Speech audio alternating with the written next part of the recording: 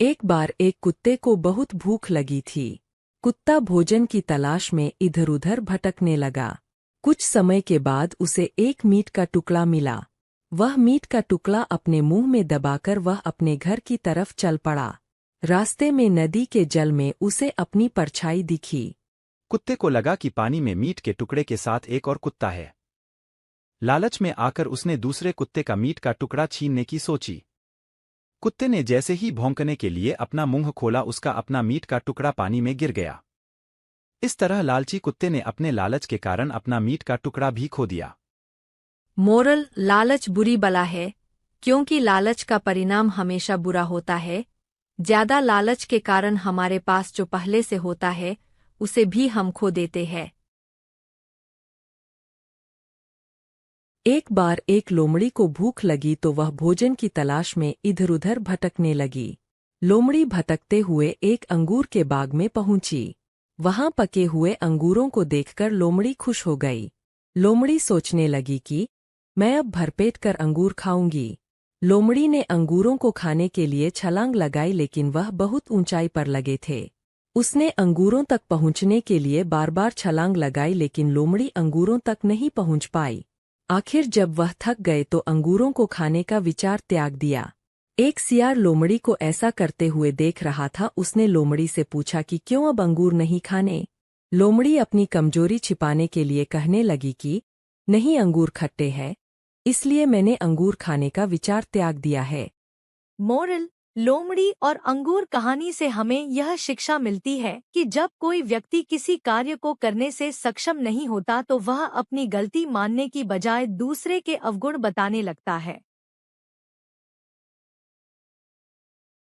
एक बार गर्मी के दिन एक कौवे को बहुत प्यास लगी थी। कौवा पानी की तलाश में इधर उधर भटकने लगा, लेकिन उसे कहीं भी पानी दिखाई नहीं दिया। कौवा को एक बाग में पानी का घड़ा दिखाई दिया। उस घड़े में बहुत कम पानी था। कौवा सोचने लगा कि अब क्या करूं? उसी समय उसकी नजर घड़े के समीप पड़े कंकड़ों पर पड़ी। उसने एक एक कर घड़े में कंकड़ डालने शुरू किए, जिससे घड़े का पानी ऊपर आ गया। कौवा ने जी भर कर पिया और उड़ गया। मोरल: इस कहानी से हमें शिक्षा मिलती है कि जहां किसी काम को करने की चाह होती है, वहां पर हमें कोई ना कोई राह नजर आ जाती है।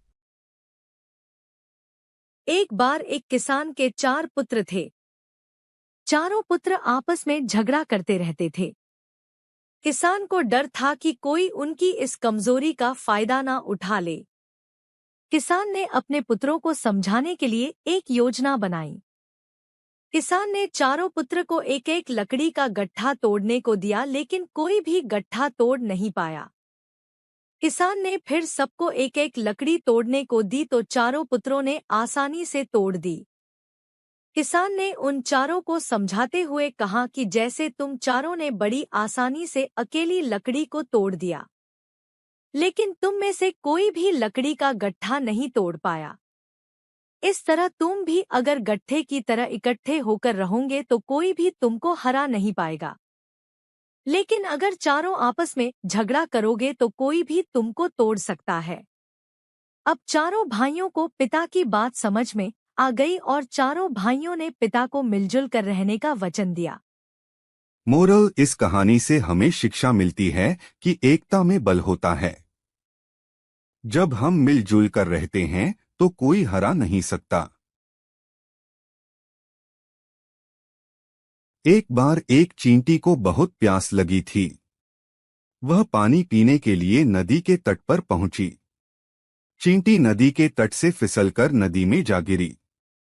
तभी पेड़ पर बैठे कबूतर ने देखा कि चींटी के प्राण खतरे में हैं। उसने पेड़ से एक पत्ता नदी में गिरा दिया। चींटी उस पत्ते पर चढ़कर किनारे पर आ गई। उसने कबूतर को धन्यवाद किया। कुछ दिनों के बाद एक शिकारी कबूतर को मारने के लिए निशाना साधे खड़ा था। उसी समय चींटी ने शिकारी के पाँव पर काट दिया, जिससे उसका निशाना चूक गया। कबूतर चौकन्ना गया और उड़ गया। इस तरह चींटी ने कबूतर द्वारा की गई भलाई का बदला चुका दिया। मोरल: इस कहानी से हमें शिक्षा मिलती है कि अगर हम किसी के साथ अच्छा करते हैं तो हमारे साथ भी अच्छा होता है।